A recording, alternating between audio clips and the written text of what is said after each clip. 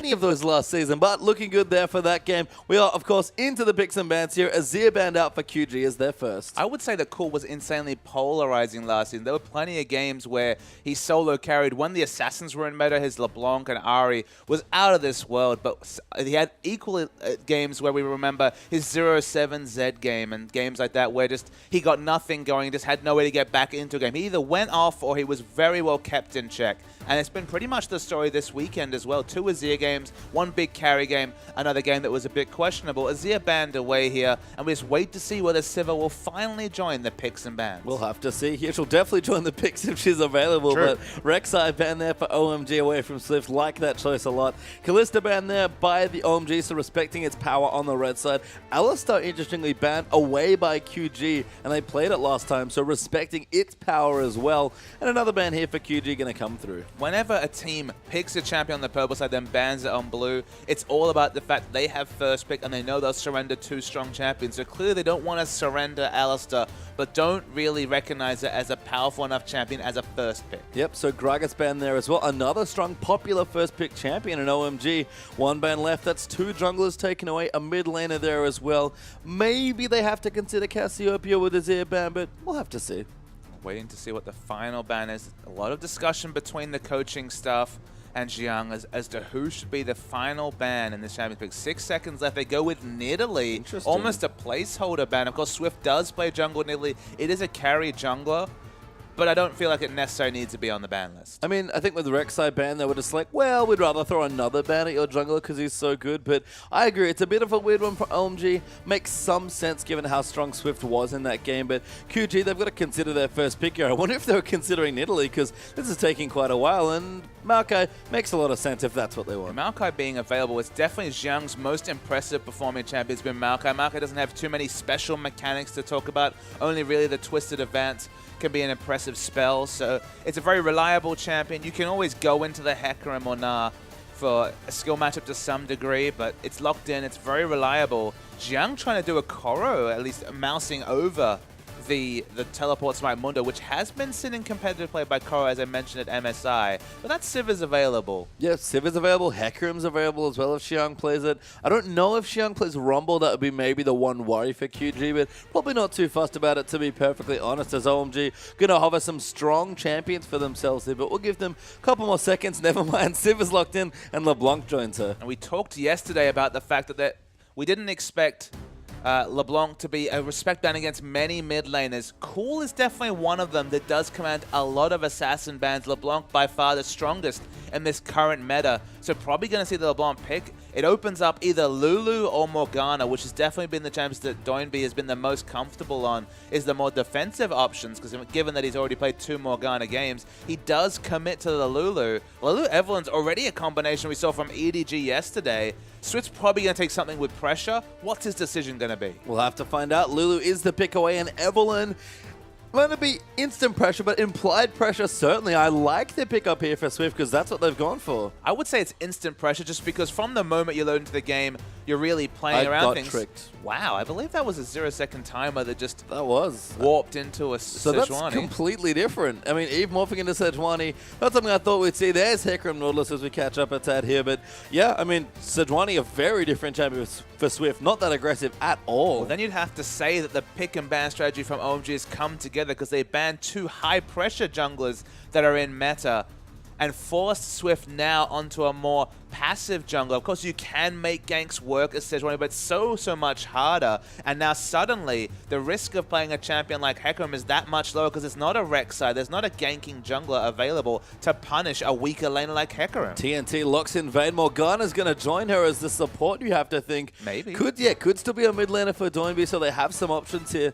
Maybe Doinby prefers the Morgana into LeBlanc matchup. They're both fairly similar. He's going to be safe no matter what here. But Vayne, as we've said, Vayne into Civ are always tricky, especially against a player the likes of Uzi. The only person that has pulled it off so far this weekend was Kid on day 1 against World Elite, was able to undo Mystic Sivir with the Vayne. So given the win rate, maybe the fact that it's been participated in one of the 2 victories makes it a viable choice. They're left with a jungle choice actually at last pick. So definitely not been about hiding picks. It's been taking what's powerful and dealing with the results. Nunu will be the last pick. He's got strong lanes. He's got a strong mid lane to deal with. So definitely going to need pressure from Cool to get any sort of counter jungling going on. And it's not the Evelynn matchup that we talked about being a decent matchup for Eve. It's definitely the invading early game jungler against the late game powerhouse in Sejuani. Yeah, I think smart stuff, though, for OMG as a last pick as far as junglers go.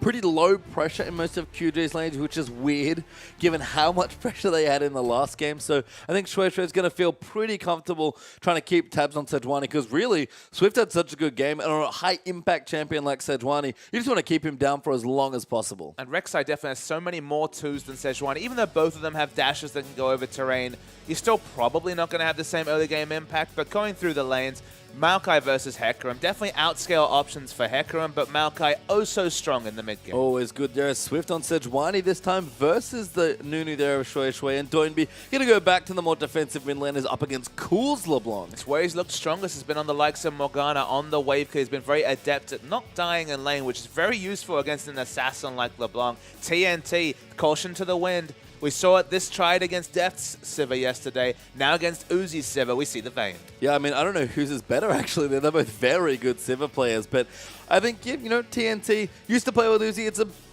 definitely a bit risky, we'll say, but we'll have to see if it works. So he'll look like a genius if it does. There's definitely a bit of feels between the two players. Not necessarily friends or enemies, but just because you're past compatriots, colleagues, you have to say. Taking Uzi out on Vayne would be just juicy. It would be, but Uzi does not take these sort of things lightly. Let's see how the matchup goes.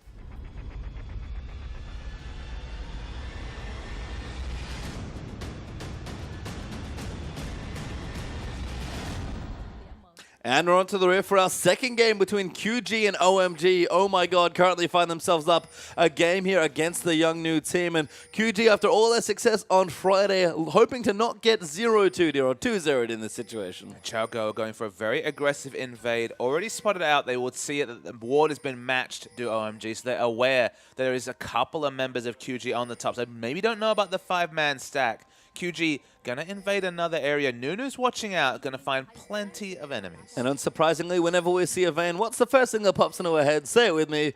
It's lane swap. Absolutely, and that's always going to be the consideration. But they're ready for a lane swap. They've already got the teleport smite advantage. So what that gives the Hecarim is that in a lane swap, whenever the freeze comes through, just leave lane and go and pick up camps.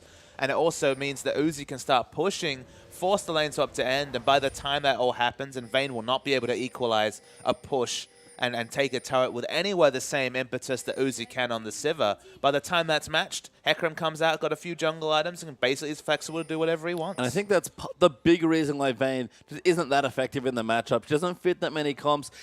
Theoretically good against tanks, but very hard to pull off as far as execution goes, because you're so fiercely single target. And you know what? They don't even need it at this point, because OMG kind of take a guess and they're actually going to get the 2v2. I'm going to say that in this particular comp, it's better than some of the previous Vaynes we've seen. So, for example, the last time we saw a free farm Vayne, it was Vayne against an Azir. And the big thing about Azir is that Vayne can't tumble to avoid that Azir damage. There's so much AoE happening between the multiple Sand Soldiers that one tick will be enough to take her down. In this game, if you manage to avoid the tethers or avoid LeBlanc, and that's easier said than done, obviously, there's less AoE damage, so you only really have to respect the threat. You have to hope for your tank line to really keep LeBlanc in check and then respect the threat of the Hecarim. Do those two things, and there is that slight potential of Vayne going off in a fight. That's true. Here is Shui going to clear out his first camp here. It is the Wolf camp. He'll take it out as Doinby taking a bit of early damage there from Cool, and with both starting Crystalline Flask. They can afford to trade blows back and forth, but standard lanes, he just flipped upside down, and Uzi, you could see already, hits level 2 and zones TNT completely off the wave. Okay, but at least plenty of respect coming through from QG. They're happy to seed lane advantage. I think this is a matchup where there's no ambiguity about it. You know that when level 2 is hit, there's nothing you can do as QG against Sivir and North, especially with so many different options. Swift joins their lane very, very early, and they get a good chunk of damage onto Qiao. I like that a lot. Has the red buff. Lots of good CC, actually, even at level 2, especially if you land the Arctic Assault. Qiang, especially without an escape summoner and maybe without devastating charge. We've seen a lot of smart Hecarim ganks early. Qiao, I think on Friday, was doing it from IG as Cool. Dives back in for a bit of poke damage, but again, just really wants to pressure the Lulu. The Sejuani, no interest at all in picking up a second buff. Might actually be 3 buff by the Nunu. Already walked over casually to steal away the QG blue buff. Going to be hard for Sejuani to invade onto red. Being ever-present and being spotted out by a pink might lead to a casual 3 buff by Nunu. And Swift again going to pay for a bit of aggression here. His aggression in the early stages of Game 1 was fantastic, but he's lost so much already. In fact, Shui Shui is lucky not to take the Grump there as well. He's actually got bound as well. Great condemn coming through from TNT. Swift going to follow in there. Uzi going to try and find it. Swift does come through. Teleport as well. They're moving in. The Black Shield is enough, and Swift claims first blood. Now V finds his way onto Amazing. Glitterlance here from Doinby as well, who's also joined in, and everyone joins in the top lane, but it's Swift that gets first blood. And if they hadn't have had to use the teleport, it would have been complete success. As the result comes out, Hecarim's able to push in the wave, so V loses a bit from this, but that's one way to pick up your blue buff, and that's to kill the Nunu and reclaim it back. And I thought Hui had such good early pathing there, but a little too much on the Grump. A great rotation there by the Vayne Morgana as well. And I guess that's one of the weird things. You don't usually expect 2 people in your top lane. That's something that Nunu understood. He was just too aggressive. Take the blue and get out. Grump, really giving your life up for the Grump is not a worth trade if you're Nunu. He didn't have to do it, and he paid for his over-aggression. He did indeed. Is Uzi going to clear out the waves with some Ricochet here? Amazing going to come through as well to help him out. And little low on mana here is Uzi. In fact, Vayne's kept reasonably competitive in this lane. The assist will help out there as well. Looks like TNT might be backing off here because it's just a bit too much aggression coming through, but goes back and gets an early Vamp Scepter. Things starting to look up for Vayne. Pushed out the lane as much as a Vayne can against Sivir, but it's just, nothing much you can really do. Morgana's putting down the puddle off cooldown to try and keep it away, but going to be easily pushed under turret. There's no way you can control a wave against Vayne, and that's why it's Vayne against Sivir, and that's why it's such a good lane for Sivir. And you can see all that CS means Uzi now with a 38-23 CS advantage as he goes back for his first shot and gets a pickaxe now. So going to continue applying pressure, and pretty slim gold lead so far, but it's just the back timings that have really benefited OMG's duo lane. And it's also benefited Qiao, of course, has had his teleport, just used it to get back to lane quicker, and now Maokai double Dorans, but behind in CS. Of course, has a much lower items floor when it comes to being relevant, just wants to really work towards that righteous glory, so him being behind in CS maybe not be a big problem on paper, but there is the outscale potential coming through from Qiao, who's been able to get more CS than expected in a 1v1 lane matchup against Maokai, and Swift is going to try and make something out of what is growing to be a poor situation for QG. And Swift continuing that aggression. Looked wonderful on the Rex side. I like that he's doing it on Sejuani. It's not, the most expected thing. It's amazing. It's a binding TNT. Going to get good trade damage down. Doesn't commit to the last Silver Bolt proc, though, because Uzi always threatening on the Sivir. It's the Vamp Scepter. So Nunu, again, going for a very aggressive move. I believe Swift doesn't know, but very much suspects that Dragon's being started. So watched it out. No opportunity to pick up a Dragon advantage for OMG. Yeah, realizes he's on top of a pink ward there as well. Starts auto-attacking it. Maybe a 1 hit or 2 too late, but probably wouldn't have got it anyway, but does at least stop the Dragon attempt. A lot of CS coming through from Qiao. Has 48, has the highest in the game on Hecarim. That's usually a bad sign if you're QG. It has to be a bad sign here. We've seen what happens to especially short-range carries like Vayne, like Kalista, when Hecarim can get going here. So Uzi going to try to do what he can. Good dodge actually there, and a great boomerang blades to pressure. This is the one thing I love seeing the good Sivir players do, is push in aggressively with Ricochet and then just constantly poke and just cut off options and harass them under tower with your Q. And even with more reposition opportunities, TNT is the one that's eating every skill shot, and Uzi's skillfully dodging them, so their health bars. Vamp Scepter's 10% lifesteal, but it's not that much. It's what? At the moment, it's 9 health on hit, and Sivir with the pickaxe just has all the options in top. Yeah, Shui is here as well, but realizes there's not too many gank options, so we'll give it up. Maybe eats a binding there actually and gets his recall cancelled, but it's a subtle thing. But Uzi's making really good use of terrain. Every time someone hugs a wall, he throws a Q out, and it's like, well, where am I going to go now? It's a cool notice there when the area, speaking of getting noticed. TNT, more terrain going to be problems there. Uzi going to get a kill, 2v2 in the lane. It's just 2v2 kill. No jungle involvement required whatsoever. The pickaxe damage registering.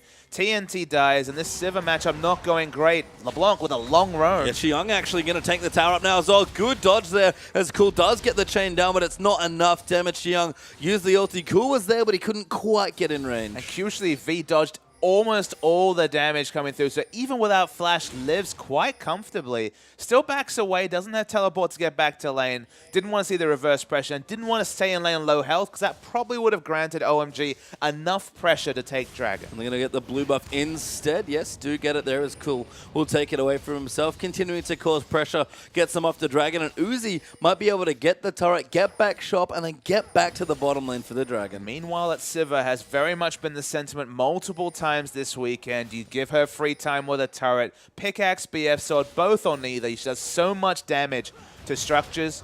V will try and stop her, and look, might be successful. Teleport there from Qiao, gonna actually protect Uzi. Surprised they didn't commit for the turret there as well, because they actually do lose out a bit, but I guess Qiao probably knows he's in this lane anyway. Why not just teleport? Some of the teleports coming through from Qiao have been pretty questionable. He didn't need to teleport onto a minion. Now, of course, has a longer teleport timer. In fact, QG might actually get Dragon control now that they have basically 5 minutes of time and space to get this Dragon. Quite possibly. I mean, Uzi is swapping back down, so that's good. At least Qiao probably able to get the turret relatively swiftly, but I agree. Qiao, obviously new to the role, maybe going to adjust those teleport timings just a tad. Teleport is one of the most nebulous things. It was only a year or so after competitive play had monopolized teleport that solo queue started to include teleports. So even through scrims, getting teleport, the good teleport players and the bad teleport players haven't really changed. The likes of Acorn are still masters of the teleport, Koro as well, and other players have struggled to really find the best use. It requires so much communication, looking at the map rather than the solo mechanics that used to be the trademark and the calling card of top lane. Turret finally does fall in top lane though, and the gold lead starts to be amassed by OMG. Yeah, cool getting harassed down, but keeping competitive in CS there. Blue buff as well. Gonna mean he'll just clear out the wave as best he can. Qiao though, 20 CS ahead of the Maokai. Sivir massively far ahead, about 35 CS ahead there of TNT's Van. And we said, don't make the Uzi angry and play Van into Sivir, but TNT's feeling the wrath now. And look, it's only the late game that QG can really look to fight for at this point. Swift's behind Nunu, although it's pretty competitive between the two. Maokai, he's relevant, but doesn't have any friends or damage dealers to really prompt fighting over. You usually want early power spikes in at least one of your other two lanes in terms of damage to combine with Maokai's bevy of CC and decent base damages. But Vayne is not going to be relevant in these fights, still sticking with the lane swap. I'm surprised OMG haven't punished them by attempting to take a Dragon. Maybe it's going to come soon, but they've been very objective focused on just the turrets. I think after the tower might be a thing, but yeah, we're starting to see a lot more Sivir rotations as well. It was Corki at the start of the last season we noted from EDG, but they've even switched to Sivir doing the same thing, and OMG following suit quite nicely. It doesn't give you quite the same hybrid damage, so maybe shuts down some of your AD assassin choices in mid, but Zed has definitely started to go out the door. When 5.9 comes through and the 1 second lockout on the R means that you can't go for those insane juke plays, and you become a bit more linear in your options as Zed. Feels like Corki just a bridge too far. Her scaling into the late game against Cinderhulk champions especially has always been noted as one of his weak points, and Sivir really fulfills much the same role. Yeah, just a good replacement here, and as you said, definitely fits the meta with the ulti as Doinby going to get aggressed on by Amazing, but that's the ulti from Sivir. Cool, pops back into the lane and everybody backs away sheepishly. Look, but they force out the teleport. Now they're actually going to be the team to have the teleport advantage after Xiang's reckless teleport in the top lane. They're going to be at least 40 seconds ahead when it comes to the teleport markers, because of course V went for the defensive teleport to a structure rather than the very aggressive teleport onto a minion coming through from Xiang. Haven't really called any action in the mid lane because LeBlanc has found absolutely the biggest wet noodle to hit, and that's a AP Lulu in the mid. Yeah, Lulu, not bad in the matchup, can definitely poke you out. Part of the reason why Cool started Flask going a bit more defensive with the Athenes. Actually, both of them going to opt for the same build, but yeah, Lulu definitely neutralized a lot of mid lane matchups. So Cool trying to roam, but hasn't quite found it yet. Well, the highest kill pressure mid laner against the most defensive mid laner gives you the result you'd expect. Yeah, TNT though, good black shield there. Qiao going to come back in. Swift hiding in the brush and gets himself a kill. That was definitely an Occam's Razor situation. That time Swift was there. It was camping at just the perfect time. Unfortunately, takes the kill credit away, but hypercarry to some degree is Sejuani doing so much damage with that health scaling. Already has the Cinderhulk, which means this giant spot will really be boosting both the damage and tankiness of Sejuani. You'd prefer it on a Vayne who's behind, but still, Swift gets going. We've certainly seen this from EDG before. It's safe to say that Swift is the other carry in this team comp, and maybe just for the team with the way he's been playing here. It's early days definitely for QG, so can't quite confirm that yet, but Uzi rocking definitely the primary carry mode, at least this time on the team, and the Avarice Blade is back again. Avarice Blade Sivir, that seems to be the standard build, but honestly, when you're so far ahead of your opponent who still only has the constituent parts of a Blade the Ruined King, just make your advantage bigger. It's one of the reasons why when the GP10 meta was back in vogue, it was a race to get the most GP10, so you were rushing to get implied extra gold as you scaled on into the game. It's only the single GP10 now, but it just means that the advantage will be kept by Sivir and cultivated and only get bigger. I think it's not even just a snowball thing, as Doinby is going to get missed there by the chain. Qiao down in, no ulti to chase in, has used the smite already, but will dive in. Doinby, though, keeps himself safe for the wild growth, but the tower in bottom goes down. Swift could be in trouble. Uzi's popped his ulti. They're going to try and kill the Sejuani. Huawei needs to line something up. Good ulti there for Amazing. Swift will go down. Massive Nunu ulti there as well. Maybe a bit too much turret damage. That's a flash away from Nunu. Uzi going to dive in. He really wants it, but maybe that's a little too much. Uzi going to try and find the last few hits and does get it. Yeah, V does fall. They were pressuring in mid, pressuring in bottom. Vayne free farming at the same time, but the game's being played around Vayne as if she's Nasus, and the game might be over before Vayne is a relevant threat in fights. Yep, that's a tier 2 turret in the bottom lane down as well. Uzi going to claim even more turrets. 3-1 now for his team. 3,000 gold ahead for OMG, and everything is looking good. Vayne, unfortunately, she has this other situation. Because she's so fiercely single target, you feel baited in saying, okay, she'll carry us in the late game, have her split push, she'll pick up a turret. But in the meantime, because she's not even very good at taking structures, you can do so much work and ensure that if she's competitive or underfarmed in a fight, she'll die to one of the assassins or the ways that OMG have to deal with her. And it's just the risk-reward of running Vayne just doesn't seem to be there still. Maybe a couple of balance changes, maybe a meta change will prompt hyper carries like Vayne to come back into the meta. But if you're not going to play Jinx, you certainly shouldn't be playing Vayne. I mean, I can see the attraction. Blade of the Ruined King got changed slightly. Seems good against all these Cinderhawk champions, but yeah, theory and practice don't quite weigh the same there. And on the other side, Sivir, been amazing all weekend. We keep talking about it. And as I wanted to mention with the Avarice Blade, I think Siv's done so much winning that it's hard to say it's not a snowball choice, but I can see the theory of, I have my AD item, I'm already fairly effective, I just want to be pushing waves down anyway. If I'm going to be hoovering up minion waves left, right, and center, why not have an Avarice Blade in that situation? I mean, the obvious answer is the same reason why you don't see Yasuo's pick up an early Avarice Blade. It doesn't give you a lot of combat sets, so it pigeonholes into wave control options. Down bottom, though, more fighting. Yeah, Nunu in trouble. There actually is going to go down. Vayne getting a much-needed kill does take it away. Qiao, though, ulting around the side there. Cool. Carting around Swift is very tanky. Uzi's forced to flash away. Now the rest of OMG going to look to go down. That's a second there for TNT. Maybe make it 3 for 3. Does indeed. And Vayne, much-needed gold acquired. And suddenly you feel vindicated for Sejuani having that extra health. Then the wild growth as well, also interacting with the Northern Wind's damage. It just lived forever. There was nothing the OMG lineup could do. Looked like Uzi wasn't in position to fight, was actually in the mid lane, and that's a lot of kills coming through for QG to try and get their comp rolling, and who better to pick them up but Vayne? Yeah, Vayne desperately needed gold, just got a bunch there despite being 30-odd CS behind. Gets a turret kill there as well as a result. Let's see a replay. TNT, yes, sick replay there for the Vayne, but that's extra gold for the whole team, and TNT, Blade of the Ruined King's done it. He explodes. He's had the Blade of the Ruined King during that fight. We'll go back with most of a Phantom Dancer if that's what he's looking to pick up. At least going to be the Berserker Greaves. Yep, Berserker Greaves Zeal. So a lot of immediate power suddenly going to be hitting that much harder because probably going to be mostly Silver Bolts. There's going to be the important statistic in a fight. Randuin's is the snowball choice coming through from Swift. A super early Randuin's. Sejuani's sitting on top of Sivir. If the ricochets aren't a factor because she's being separated from the other members of QG and the Randuin's becoming in that early, maybe Sejuani can do the solo job of shutting down Uzi. I mean, we talked about it. It's Swift and TNT here that are the carries in this particular team comp. So Swift, he's getting tankier, Vayne's getting more damage. That last little fight, very well positioned by QG, and Nunu, that's a bit too aggressive on the dragon there, mate. Joshua has definitely been trying to chomp up whatever he can find. He's died to a Gromp. He's forced to fight around Dragon. He definitely pushes too far in. TNT's getting a lot of turret damage. That's more than you'd expect given the comp. And Cool does not have enough damage yet to threaten this Vayne, which is the unfortunate thing. There's even decent peel with the Morgana and the Lulu as well. So TNT,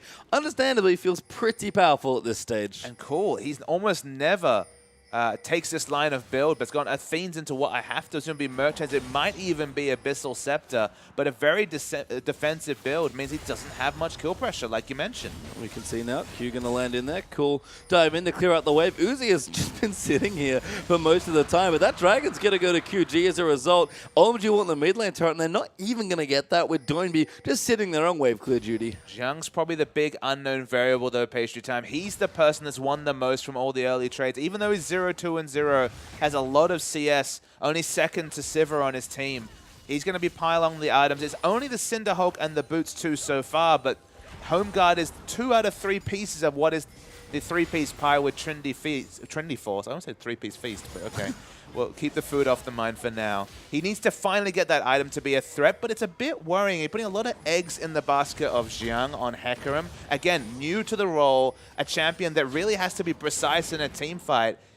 They're going to trust Swift to answer Uzi. Qiao is going to be the person that needs to get onto TNT. Yeah, and OMG, I mean, Cool can do it when he gets some items, but that's a bit way off. Yeah, Swift, massive ulti there comes in, and Uzi goes back in, but TNT's going to dive through. Does get knocked up, and Qiao's going to try and make it happen. Does get Morgana. TNT diving in aggressive. They want Uzi so bad. They are going to get him. Vayne picks it up. Shui Shui's going to go down as well. Amazing might even follow. And QG on the back of Swift's pick go 3 for 2. You need to be so careful when playing around the Hecarim. Went to dive the Vayne after so much damage had come down. TNT just flashed and tumbled past him. No more CC in the kit coming through from Hecarim. No burst damage onto TNT. Sivir dies.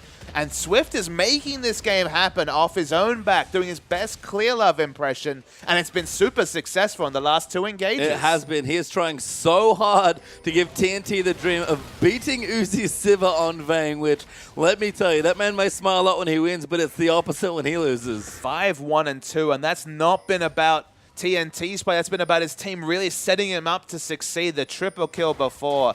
If that hadn't come through, if they hadn't made those mistakes in bottom and donated triple kill, that team fight could never have happened. But the extra burst in power, now we're going to be perilously close to the Phantom Dancer. Uzi's going to say, well, I did so much work in lane shutting him down, and yet he's still going to show up with more kills than I have. Yeah, now he's got that Static Shiv dagger there as well, looking for Berserker Greaves. So Last Whisper, if that's his next item, is a far way away, and Vayne is powering up quickly. Phantom Dancer just completed. There's an extra longsword there as well, and all of a sudden, Uzi and TNT feel very close in gold. Yeah, that's the worrying part, is that should never be the case. That's one of the reasons why Civ is such a great matchup, is that she has so many more options. She should either push down the turret, freeze in, poke out, has poke advantage. The only thing that Vayne has the advantage of is a Blade of the Ruined King all in. That should be so much later in the lane, because Blade of the Ruined King should be slower given how hard it is to navigate lane. So when you're even with Vayne against a Sivir, then suddenly your options are pretty damn good. Yeah, and we can see this is the dueling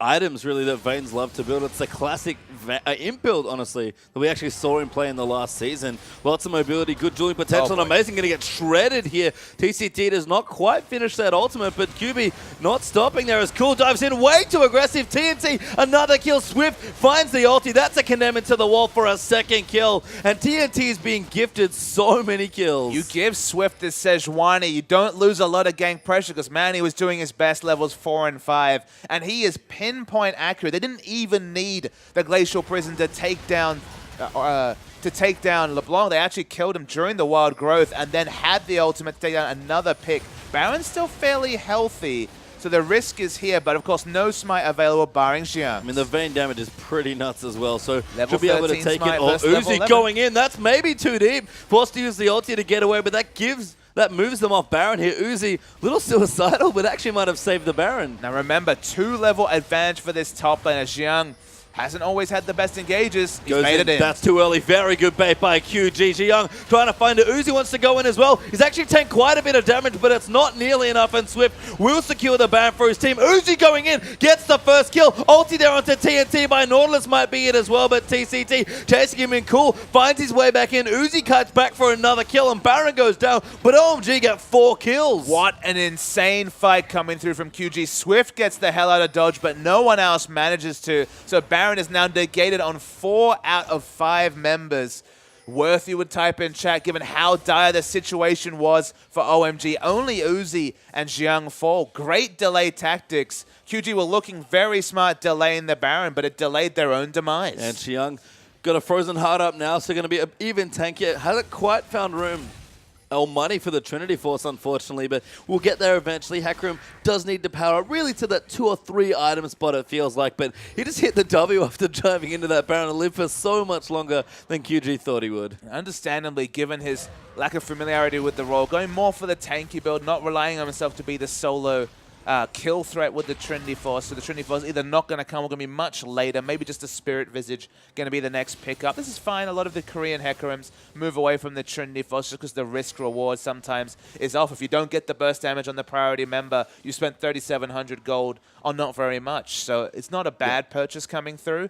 And we're just waiting to see the items. It looks like more damage. Bloodthirster seems to be the next pickup for TNT. Yeah, it's sort of like Baby's first Hecarim. It's just a much easier way to shut down the Vayne. Frozen Heart is not quite bursting someone down with a Trinity Force, but it's going to do a lot of work, and you don't have to do that much work. I mean, it doesn't have a lot of CC in his kit. A lot of the champions that build Frozen Heart have CC that they're getting on shorter cooldowns. The 40% CDR makes them a bit more survivable. Oh, the 20% from the item, but you're moving towards 40% makes it more survivable because, of course, the Spirit of Dread Spell Vamp is available more often. The Helicopter Hecarim will happen, of course, because the Q's already on a very, very short cooldown. He's bought the Phage, though, so he's going to throw us to the ringer. It looks like Trinity Force will come eventually. He's just going through the insurance of the Frozen Heart. Yep, Dragon, though, will go to QG very quickly there as well. Too much damage there from TNT, and a good smite from Swift keeps that in favor of QG for now, and Giant Spurt building up for Swift. Cal in there as well. Vayne also maybe a Bloodthirster coming through for the next item by the looks of things, and QG on the offensive once more. I don't mind the double lifesteal choice. You don't really... The Infinity Edge often feels like a bridge too far. You don't really find a slot for that item as Vayne. You're all more about staying alive during team fights and then just from the Silver Bolts and attack speed doing enough damage. So Bloodthirster is a third choice. You look down... Again, it's not ideal choice against the Hecarim, but against everyone else, the lifesteal is probably going to be the premium choice. I mean, just the shield against Cool especially. There's so many threats that are trying to dive you that I think it's a very smart choice here. Because if you ever survive, like you said, they'll go in and Cool going to get blown up there by Swift once again. And they'll just dive straight in. Amazing. Goes down next to TNT and Swift. They're right in onto Uzi. That's the double there for Sejuani. And Swift again on this Sejuani. Amazing play. Absolutely amazing. And the crazy thing is that Swift is a better go button than On the Hunt, you'd have to say. They pop everything. It's often Flash, Arctic Assault. As you can see, his Flash is down just to line up the perfect Glacial Prison, but oh so much advantage to get out of it. Xiang has got the teleport, he's got the smite, he's even got the Onslaught of Shadows, but there's nothing he can do. No, he can't. Inhibitor goes down there in the mid side. QG find themselves up 5,000 gold now, 5-3 up in turrets, 2-1 up in dragons there as well. And look at that gold. It's so even still between Uzi and TNT, but Uzi must be wondering at the end of this game. He'll check those stats and be like, how did this happen? Even with a 4,500 gold lead, I believe 1,500 is the gold lead for Xiang in a match where they're losing. So he's the one that has the carry potential. Being complete non-factor that fight makes sense. LeBlanc, I believe a second or third time, was instantly exploded from the CC train coming through from Swift. It's all about the Arctic Assault into Wild Growth combo that's just been dying during the 1.5-2 second CC that comes through there. And it empowers TNT to just go crazy on the Vayne once the LeBlanc's dead. Because honestly, what other threats are there? I mean, much like Sivir, Vayne is best when moving forward with her frontline because she's fairly short range. You just want to keep going forward and try and kill people. And you're right, TNT's been set up perfectly to succeed by his team. And doesn't have to do too much work, but he's doing the work he needs to do. 5, 1, and 8. 13 out of 15 kill participation. Happy to throw the Wild Growth, the Whimsy onto this Sejuani, and she'll do the rest with a massive stack of health and resist. Very, very powerful at this point. And every Glacial Prison has been picture perfect. And look, we wondered, Swift, not an aggressive champion. It's not Lee Sin, which he hasn't played in quite a while. Not the Nidalee, not the Rek'Sai that we've seen from him. How would he do on the Sejuani? Well, I guess he answered the question pretty damn well. And look, they're still within touching distance of a victory, but they looked good in the first 10 minutes and then fell away. It's almost a reverse in this situation. They're the ones making the triumphant comeback, so it's good to know that this young squad is still able of playing League of Legends when they're when they're behind rather than just when they're ahead, because some teams, of course, better at playing from ahead than they are from behind. It's mostly been off the back of Swift. It's definitely no guaranteed victory just yet, as the Sivir Hecarim comp has so often come up trumps for both OMG and multiple teams in the LPL. But if they can recreate one more of those picture-perfect engages, they should take this game. They should indeed. And TNT looking very confident, sitting with the rest of his team, just going to ride the minion wave up to the next turret. little hard for them to see Qiao. Like that Maokai's up in a side lane there with his teleport ready, just trying to cause havoc. But poke there from Doinby is going to come through. TNT will keep cleaning the waves, and Swift, if they ever try and dive in, he'll just chuck out the ulti. Surprised not to see them 5-man group. You feel like if the burst comes into one of their members during the channel from V, that might be enough for OMG to get back into this game. Honestly, they really want to see some big bursts coming out from Cool, but perhaps he doesn't have the items to do it. Pastry time. Again, another super defensive LeBlanc build. It makes me wonder why people consider picking this champion if they're going to go as defensive as possible, only with the outside hope of getting any sort of burst. I mean, I don't mind the Void stuff. Second, you could have brought it up already, but I agree with this.